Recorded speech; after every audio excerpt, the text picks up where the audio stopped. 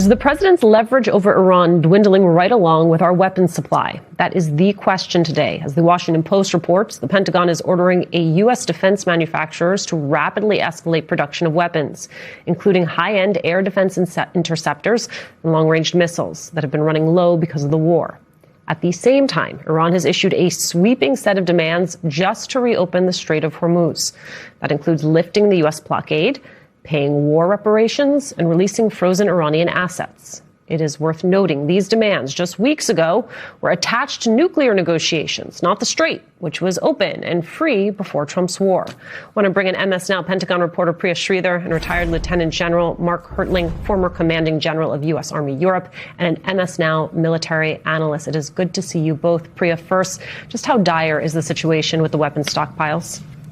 Alicia, it's incredibly dire, regardless of what Trump administration officials want to say. We saw President Trump repeatedly trying to deny that these stockpiles were depleted and vowing on Truth Social to go after any of the treasonous individuals who are telling the press about these depleted stockpiles. But we know from analyses from nonpartisan think tanks here in Washington, D.C., like the Center for Strategic and International Studies, that if you look at things like THAADs, Patriots, and Tomahawks, we've used anywhere from 40 to 70% of our stockpiles. And really what's happening here is that it's causing U.S. commanders in the region to have to make incredibly difficult decisions that could put our troops in danger. They're having to decide how many missiles to launch to potentially try to intercept incoming Iranian missiles and drones. And so we saw over the weekend, as you mentioned earlier, Deputy Defense Secretary Steve Feinberg issue this memo to defense industry leaders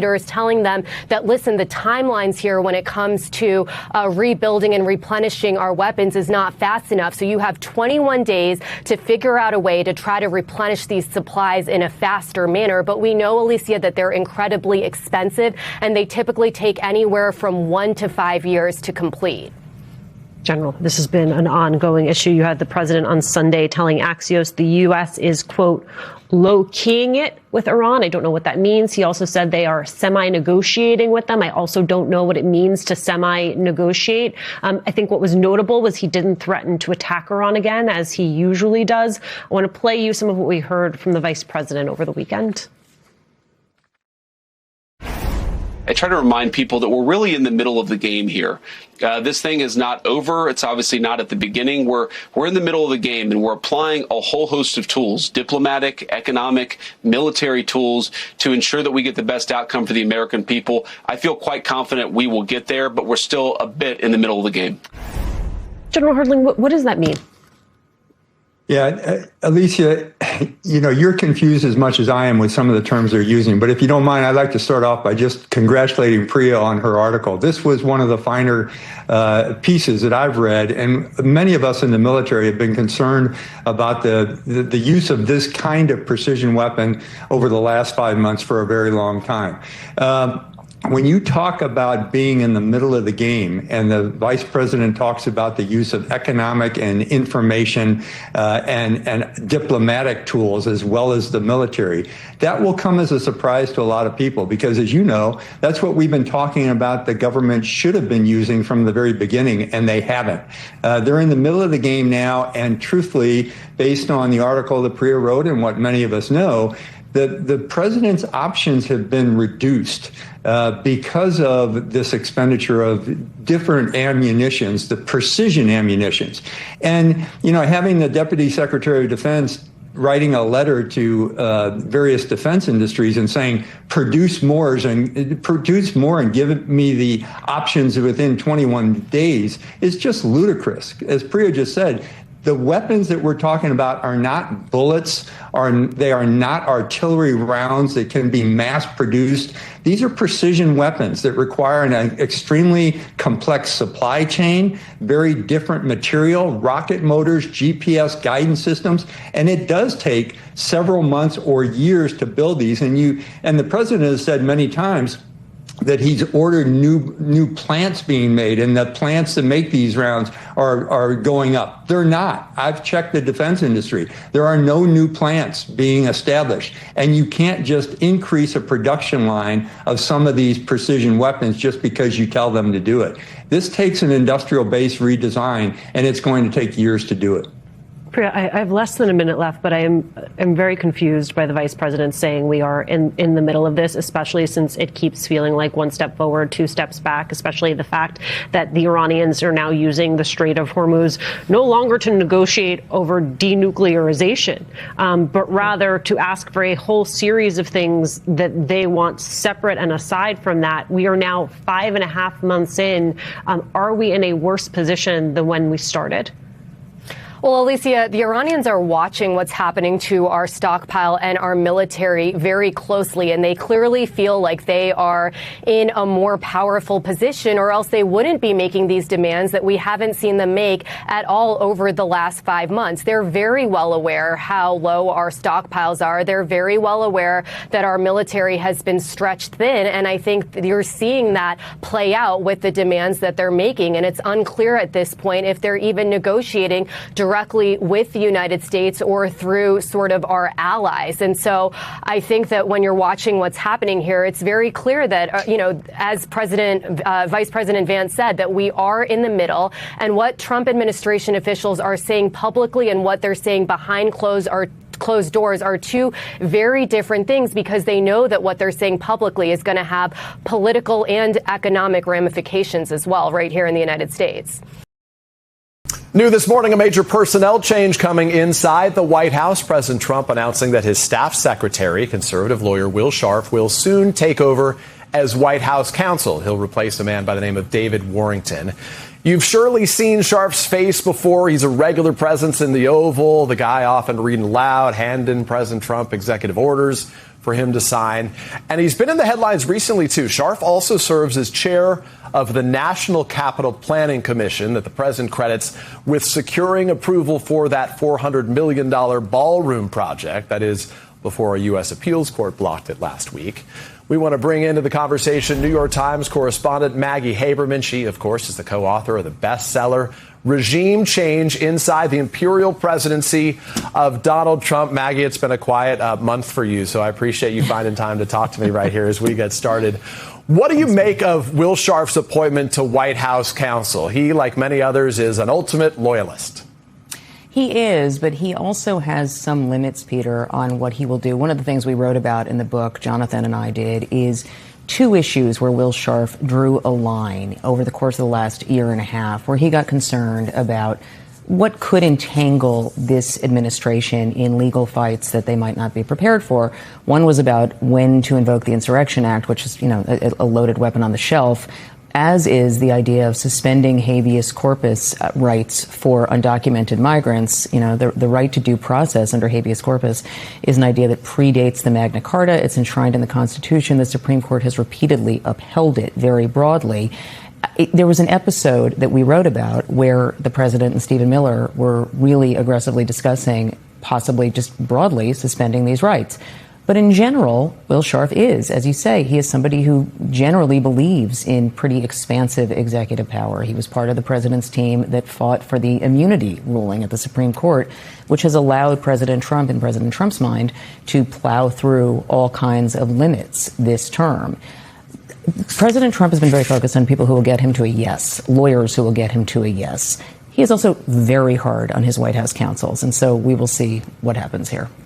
Another one of the president's former personal lawyers, as we witnessed, just got a promotion this week. Of course, that's Todd Blanche, now becoming the Attorney General of the United States. Under Blanche, the DOJ has already gone after former FBI Director James Comey, Letitia James in New York State, attempted to create this so-called anti-weaponization fund, the tax audit immunity deal for Trump and his family members. Maggie, does this further embolden the president right now? Even the senators who he had maligned, Cornyn, Tillis, Cassidy, ultimately they all went along with Blanche. It's pretty remarkable, Peter, because President Trump has created this set of circumstances where basically heads he wins, tails everybody else loses. The argument that you heard Bill Cassidy use on the Senate floor as to why he was voting for Blanche you listen to it, and he's going over it, and you would expect him to end that speech with, and this is why I'm voting against him. Correct. But then it's, I'm voting for him because whoever comes next could be worse. So basically, the president has set up a scenario where you choose my choice, who you might think is bad, but look how much worse this could be. And that is generally how he has won. Look, it's not a surprise to see senators who are Republicans going along with the president's nominees. They generally have. This White House has made a point of making cases of senators who have not supported the president's choices. Witness Joni Ernst in Iowa. But in this case, if any of these senators who had said that they were very concerned about the anti-weaponization fund and what the president's children could, be immune from in terms of tax liability or investigations going backwards, this does not stop that. So it raises real questions again about what oversight actually looks like in this term. Maggie, what struck me is the president in a recent interview sort of acknowledged that heads he wins, tails the other guys lose scenario you're talking about. He said Americans are angry with Republicans, but they're not angry with him right now. Clearly, as I've witnessed in the briefing room and in conversations with those there, the president's information stream doesn't get a lot of scrutiny. He has the human printer who is with him to show him a lot of the positive things about him being said. So what does he get in terms of the real picture? Does he have any sense of how the American public, according to all polls right now, is souring on him? He has been told this, Peter, in our understanding and our reporting, what his own pollsters have shown repeatedly month over month. And we have some of these private polls in our book where it's very clear that the public is not happy with where the party is, where President Trump's priorities are personally, and with how people's own economic situations are. And he continues to say, not just in public, but in private, it's not that bad. It's going to get better. Everything is going to be okay. He has this history of willing these things into existence, but it's a little hard to do when grocery prices are going up and gas is over $4 again, and there's really no end in sight in terms of what's happening in Iran. So does he know that things are bad? He has certainly been told, but does he care? Which is, I think, the question that you're getting to. He sort of said it, right? It's, we, again, wrote about this in the book. He had a line last year about how he was proud. That was the word, that Republican candidates don't do as well when he is not on the ballot. And that's lovely, but it is going to matter to his remaining 2 years if the House flips and possibly the Senate, and by just how much.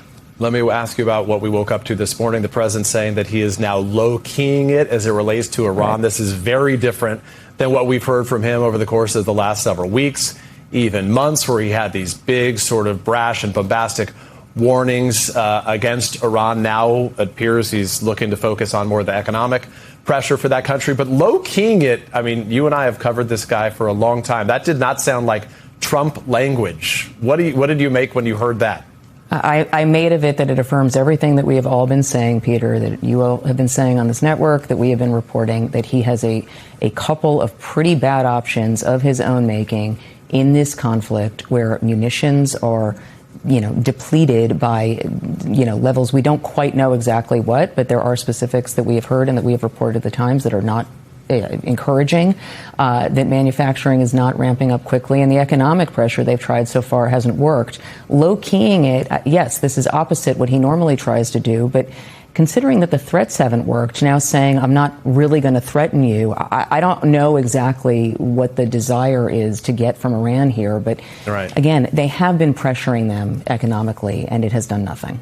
But like low-keying it is language that your kids and my kids might use, but I hadn't heard that from the president. That was I've definitely never heard it from the president before, but also he continues to sort of stage direct everything that's happening here. And understood. Maybe we'll learn new words. Just to be clear that your reporting matches mine on this one here. Let me ask you, the president, as we have witnessed, has been so heavily focused, especially 2.0, on how he is remembered. These golden statues in parts of the district. He now has this massive, what he calls a military complex with the ballroom that he's trying to build right now. Americans have consistently said that the president's priorities are out of whack with their right now. So the president's legacy is clearly not aligned with what Americans are looking for. Is that just still the driver? Is that where you see this going as he looks to conclude this 2.5 years ahead of him?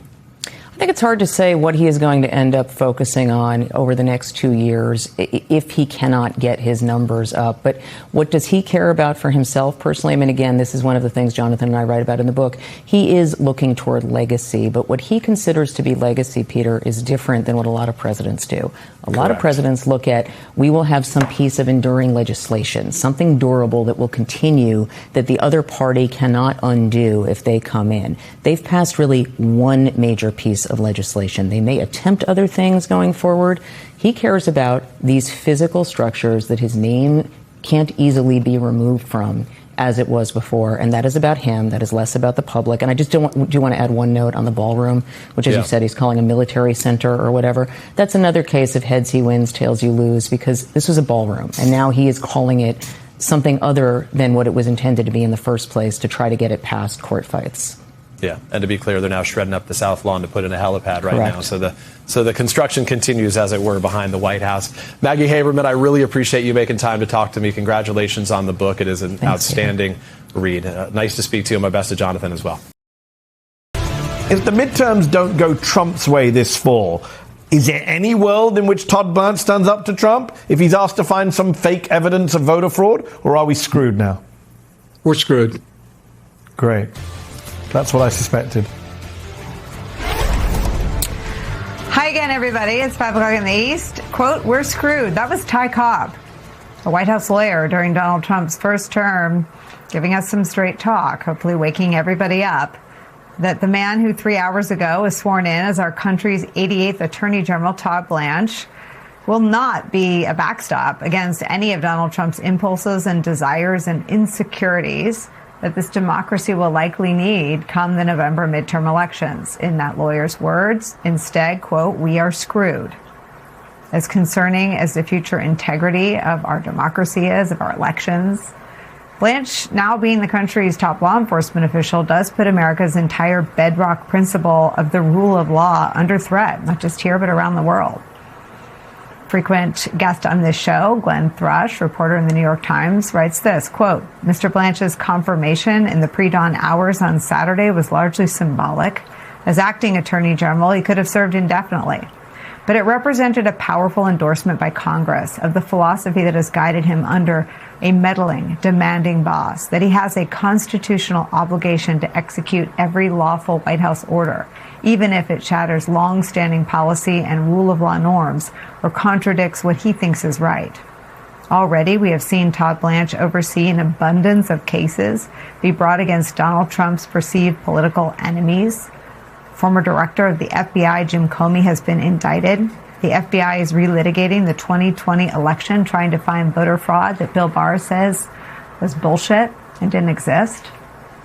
There's a grand conspiracy case underway in Florida going after the Obama-era intelligence officials who put together the 2016 intelligence assessment about Russia. Todd Blanche was the one in charge of the very, very botched and unlawful release of the Epstein files. He was one who sat down with an interview with Ghislaine Maxwell that immediately precedes her being moved to a low-security prison. On Friday, the Trump administration informed Federal Reserve Governor Lisa Cook that it will be reviving its effort to fire her. And speaking of reviving cases, over the weekend, Trump pushed again for punishing former Olympian David Hearn for vandalizing the reflecting pool, a thing that Judge Jeanine Pirro says didn't happen. It's a case that was already dismissed by her. I guess her box of evidence supporting the dismissal wasn't enough to convince Donald Trump. All of this undergirds a deeply distressing concern. What more will Todd Blanche do in service of Donald Trump now that he is confirmed as the country's Attorney General? The first test of that question looks like it was already put in motion. Here's Donald Trump this afternoon. The anti-weaponization fund, do you think it's still alive at this point? And are there any options that you're looking at to perhaps... Well, that'll be up to Todd Blanche. He was our new, and who will be, I think, a great Attorney General. The dawn of a new, even more Trump-controlled and dominated Department of Justice is where we begin the hour with some of our favorite reporters and friends. The aforementioned New York Times Justice Department reporter Glenn Thrush is here. Also joining us, Margaret Donovan. She was captain in the JAG Corps. She's a former assistant U.S. attorney for the District of Connecticut, now a visiting lecturer at Yale Law. And back with us, NYU law professor and legal analyst Melissa Murray is with us for the hour.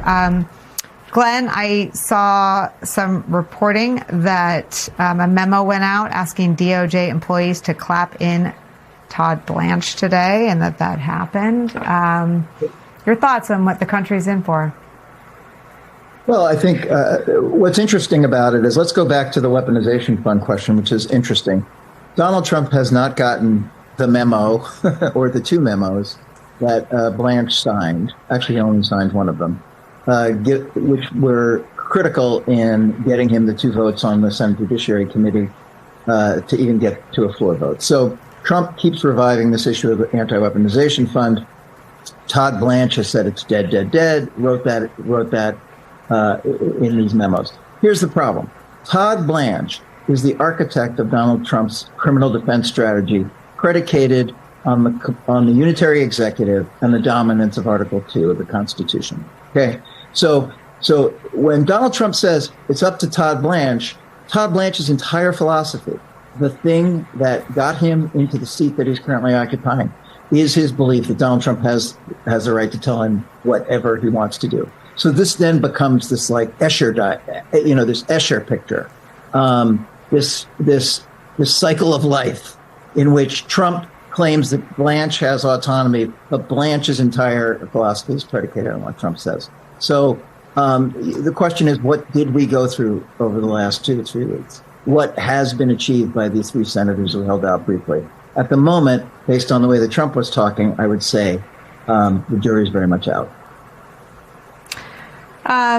Speaking of juries and judges, I wonder what you think will be Todd Blanche's line in terms of obeying judges. I mean, on the immunity deal, it's a judge that has said that it's unlawful. You can't represent both sides. It's not a settlement if you are on both sides of it.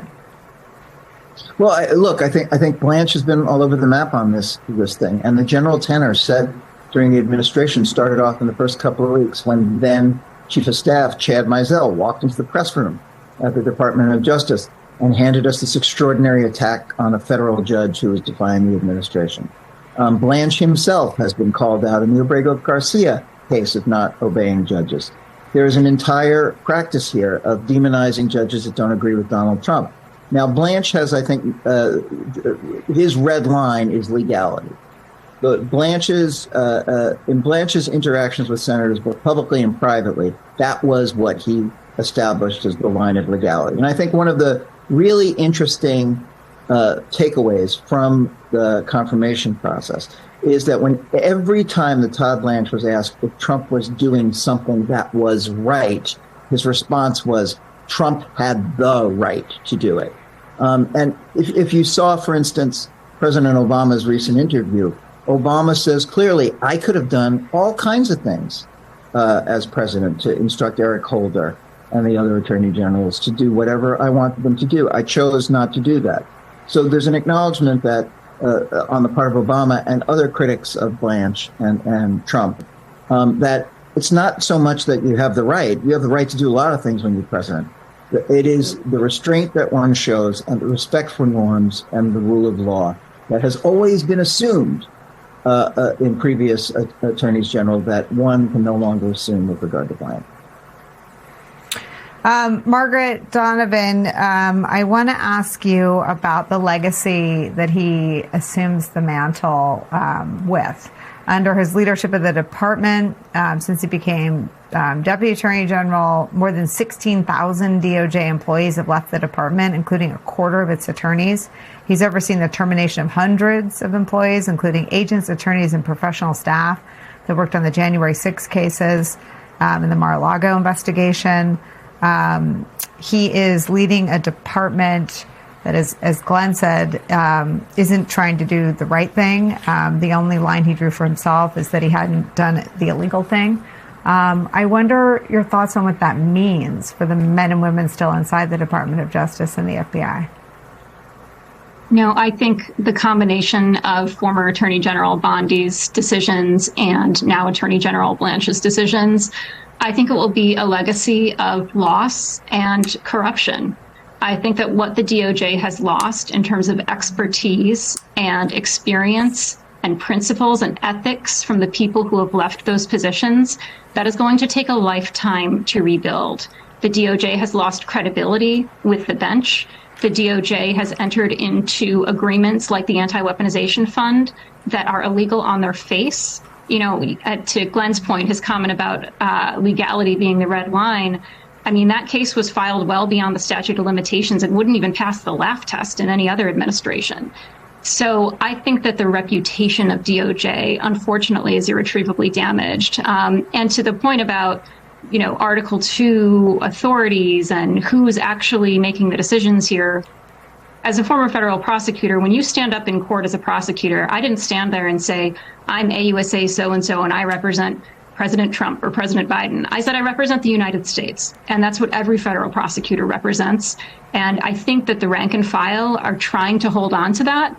And I do think that there's a lot of principled people left in DOJ, but boy, it sure makes it a difficult job when you have that lack of leadership at the top.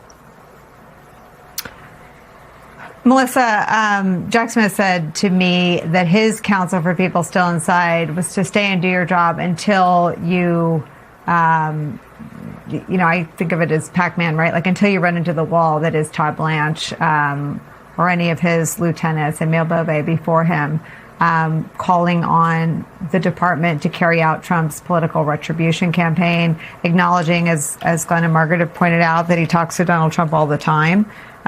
He said this: if we have discussions where we talk about a case and whether we're going to charge a case or whether we've charged a case, that's okay. No one else has ever thought that was okay. But Donald Trump demands that, and Todd Blanche has turned the department into that.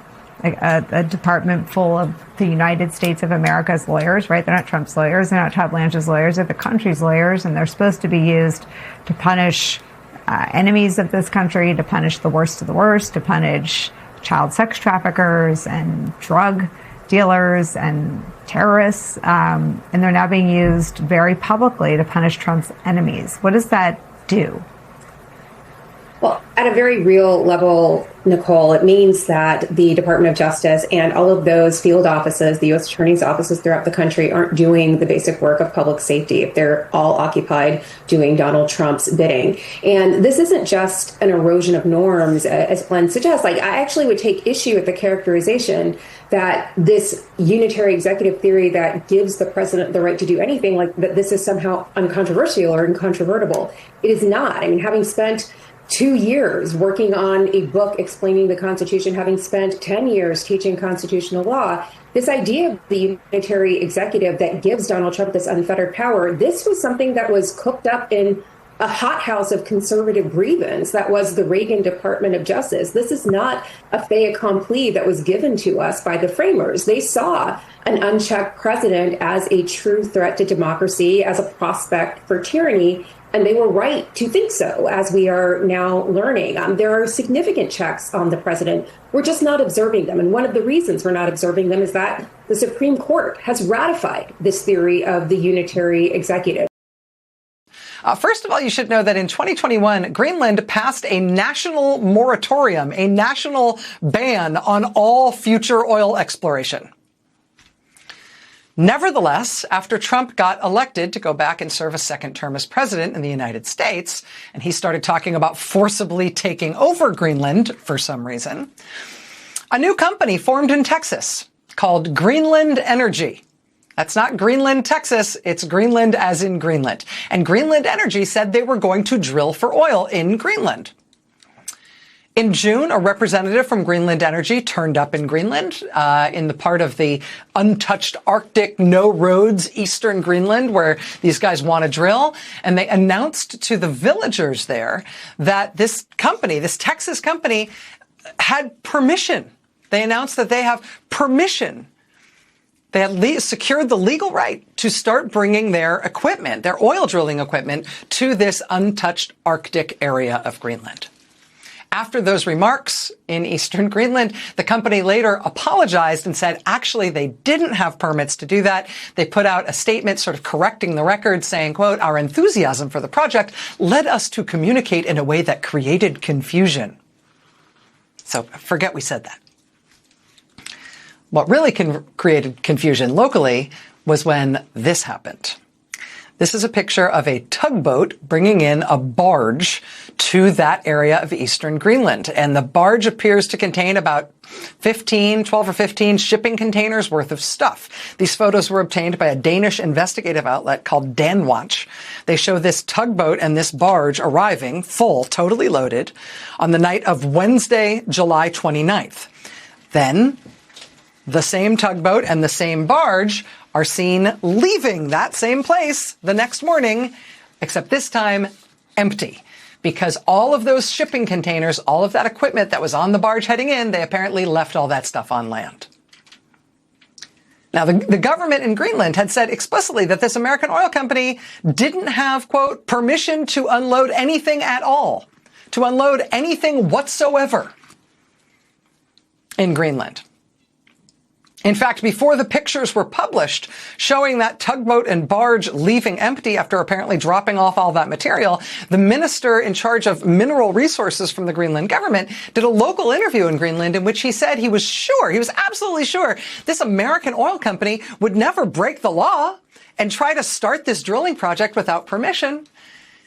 Quote, should that happen, Greenland has the means to stop their actions. He said, quote, this is a society governed by the rule of law. So I have some broad-shouldered men in black uniforms in the first instance who can help me deal with some illegal activities if I ask for them. By which he means, I think, the Greenlandic police. Then he said, quote, ultimately, I'm sure that the Arctic Command will also contribute. By which he means the Danish military, he believes, would also intervene to stop this American oil company from trying to drill for oil in Greenland without any permission to do so. So that's what Greenland's government had to say. It turns out on the day this American company, unbeknownst to them, had just that morning dropped off more than a dozen shipping containers full of equipment to get started on their oil drilling operation in Greenland. The American company said they had permission to move in the equipment. Then they kind of apologized for that and admitted that they didn't have the permission. But then on the same day, the Greenland government said they wouldn't dare. We'll use our police. We'll use the Danish military to stop them if we need to. That same day, they turn out to have unloaded their drilling stuff anyway. They're just going ahead with it, even though the local government says no, which led to headlines like this in Greenland. This is the Google Translate from the original, which I can't pronounce. I'll just give you the English language Google translation. Oil company moves equipment to eastern Greenland without permission. That hullabaloo also led to pledges from local hunters and trappers in the area that they would physically themselves block the oil company from trying to land anything else or anyone else on shore. It led to the Greenland government issuing a formal warning to this oil company over what it's apparently trying to do in contravention of local law. That apparently prompted U.S. President Donald Trump to post this online, showing a giant, snarling version of himself looming over and menacing Greenland. Hello, Greenland. A few days ago, this Trump-aligned oil company in Texas sent a cheery, all-smiles letter to its shareholders, bragging about how great their talks are going with the Greenland government.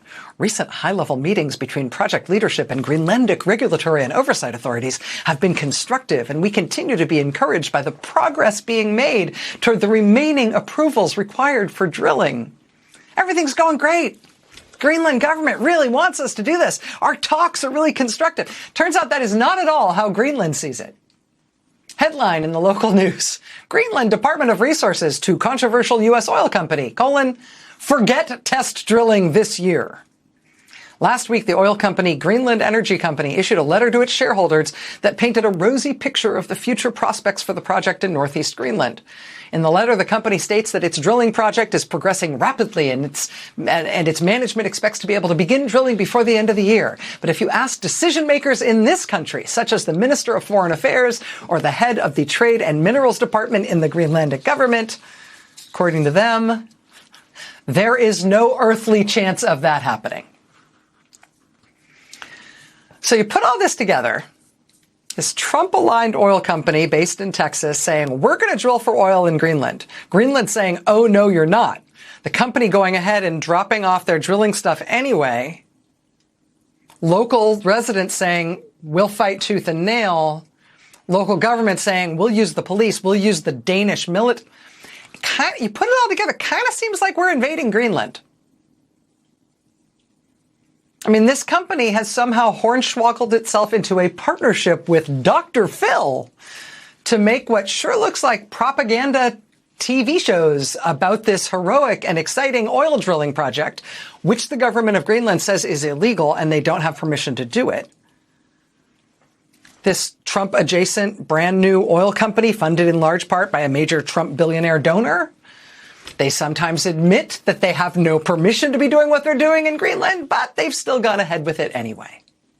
In addition to the 12 or 15 shipping containers that arrived in the last couple of weeks, that they parked on shore in the last couple of weeks, while the Greenland government was threatening that their police or the Danish military should stop that if they tried it. In addition to those 12 or 15 shipping containers, the same oil company now says it's shipping 300 more shipping containers and a whole huge drilling rig that they plan to get there in the next month.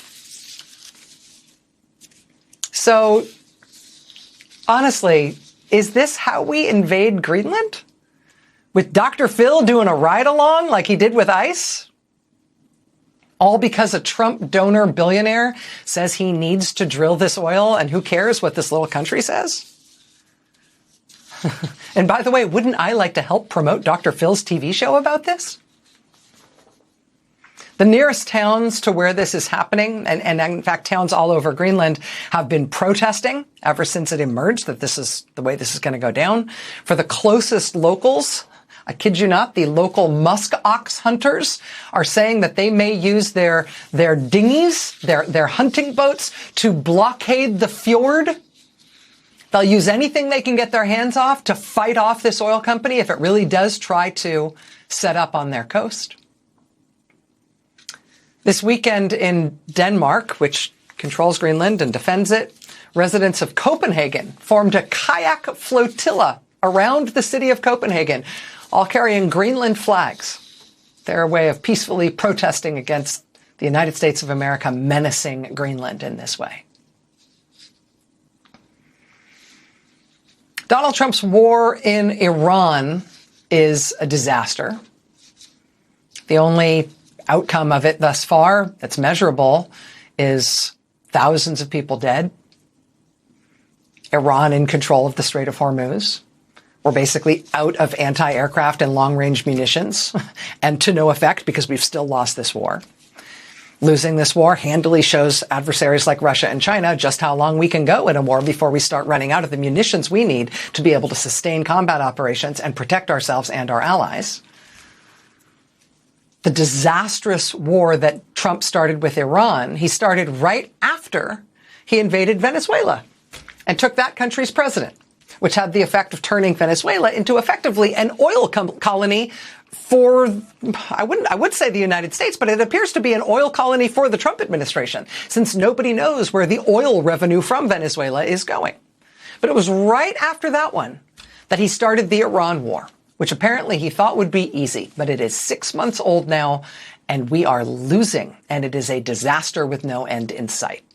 So amid that disaster, heading toward the midterms, and the wild unpopularity of himself personally and his agenda, and particularly his war, maybe he thinks starting a new war for a new oil colony might be right on time right about now, might make us forget about the other war he's losing and can't get out of. So yes, eyes on Greenland, eyes on this Texas-based oil company, Greenland Energy, which appears to be playing the role of the United Fruit Company or the British East India Company, companies that have gone down in history as providing the predicate and the means for super dumb, wildly destructive imperial wars. Donald Trump has lost control, and he knows he has lost control. Donald Trump has lost control of everything he thought he could control. He lost control of his war in Iran as soon as he started it. He's lost control of the Republican legislative process in Congress and is unable to get his bill through the Republican-controlled Senate, the bill that would allow Donald Trump to interfere in our elections. And Donald Trump's reaction to the loss of control is his most reliable reaction to everything. He lies. Or perhaps at this stage of what could be Donald Trump's neurological decline, he is not lying. He may just be hallucinating. This weekend, which he spent publicly proving that he can still drive a golf cart while being guided by the Secret Service, Donald Trump made a public statement on social media. This was on Saturday. At 3:52 p.m., Donald Trump posted, "Great poll numbers, thank you, 3 exclamation points." Now, of course, Donald Trump didn't say what poll numbers he might have been referring to, but at this point, we should know that he wasn't referring to any poll numbers at all. That was just Donald Trump's reaction to his provably terrible poll numbers, something he cannot control. The Marquette Law School poll that had just come out showed that 70% of Americans disapprove of how Donald Trump is handling the economy. Donald Trump knows that those poll numbers exist, and Donald Trump knows there is absolutely nothing he can do to control his poll numbers. And because Donald Trump knows that he has no control over the events swirling around him, which are the result of his own ignorance and incompetence, that's what has led to his poll numbers. And we have breaking news reporting, as Rachel just indicated. We have breaking news reporting tonight about something else Donald Trump has lost control of. His choice of airplane. And it's much worse than we thought. It was widely reported that when Donald Trump left the NATO summit in Turkey last month, he did not use the 747 that the dictator of Qatar gave to Donald Trump as a gift. Important reporting by the New York Times and others showed that the Qatari jet does not have all of the equipment, including the security equipment, on the real Air Force One, which then arrived in Turkey apparently to take the place of Donald Trump's favorite new plane for security reasons. But tonight, in what was first exclusively reported by the Washington Post says, an Iranian assassination threat against President Donald Trump prompted an extraordinary operation last month in which he flew secretly from Turkey on an alternate military aircraft while the White House said he was aboard Air Force One, the Washington Post has learned. The clandestine mission, which has not been reported previously, was carried out unbeknownst to journalists and some White House staff members who believed they were on the same plane as the president, according to material reviewed by the Post, a U.S. official familiar with the operation and another person with knowledge of the president's travel.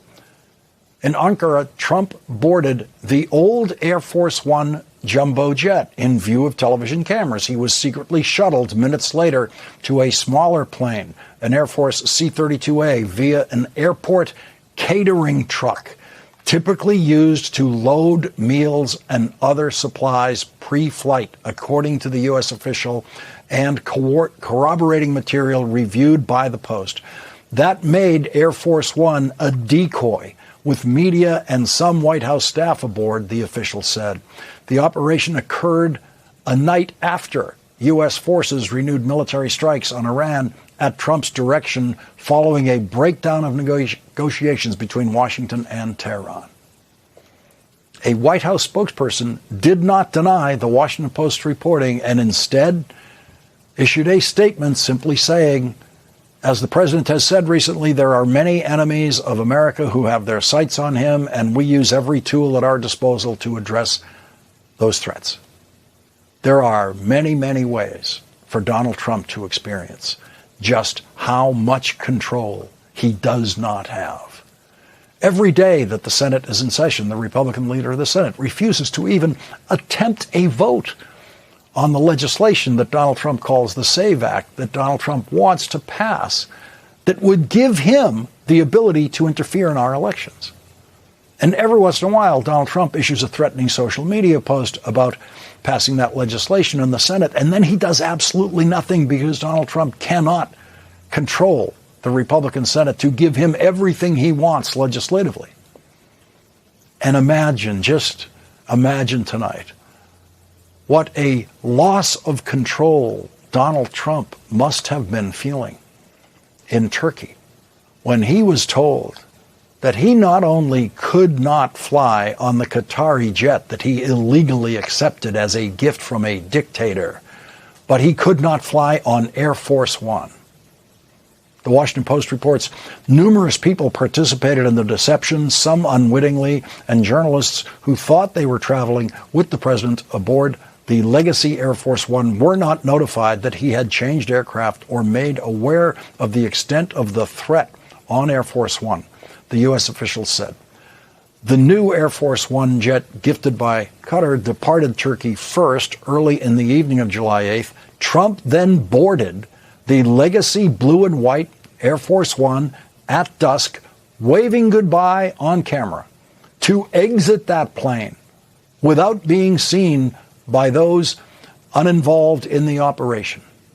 Trump and several aides stepped aboard an airport catering truck, which was elevated plane side using hydraulics and positioned at a door on the opposite side of Air Force One's entrance, according to the U.S. official and other corroborating material. It's not clear how Trump moved from the C-32A to the Legacy Air Force One after landing, but he appeared before television cameras and descended external stairs from the Legacy Air Force One about 10:56 p.m.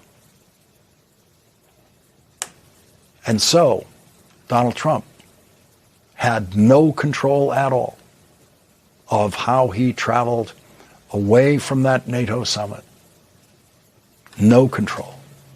In a plane he never wanted to fly in, moving on a catering truck from one plane to another to do that, because Donald Trump was not in control of that situation. And we are now at day 164 of the war that Donald Trump started and cannot control. Donald Trump wanted this war to be over in days. Donald Trump's initial public estimates of how long his war would take were given in days and sometimes at the most in weeks. He never said it would take 164 days. Along with all of the usual pressures to end an unpopular war, Donald Trump faces the political pressure of the coming election, which is now 85 days away. The best measure to use when trying to project how much longer a war will last is to consider the negotiating positions of the warring parties and ask how long it would take for those negotiating positions to get close. When Donald Trump began his war, his negotiating position for ending his war included a complete change of governing regime in Iran and a promise that the new regime in Iran would never develop nuclear weapons, something that the regime in Iran had already promised and put in writing in a deal negotiated by Secretary of State John Kerry on behalf of President Obama. That nuclear deal, in which Iran promised to never, ever, ever develop a nuclear weapon, was working perfectly when Donald Trump, in his first term, decided to withdraw the United States from that agreement. And so, Donald Trump's opening negotiating position in his war was for Iran to please agree to what Iran had already agreed to with President Obama. And 164 days later, the warring parties have never been farther apart. And Donald Trump cannot even pretend to have the slightest bit of control over what happens next. You said this last round of talks was Iran's last chance before decapitation. So what now? What comes next? You'll find out. Iran does appear to be making progress in a negotiation about the Strait of Hormuz, but not with the United States.